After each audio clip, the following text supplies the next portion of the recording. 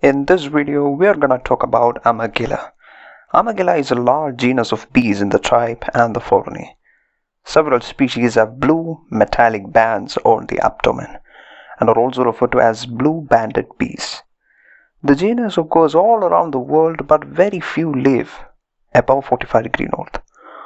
One of the most famous species of this genus is Amegilla zonata, which is also a blue-banded bee that is native to Australia and also occurs in many other regions. And it is known for its distinctive buzz pollination.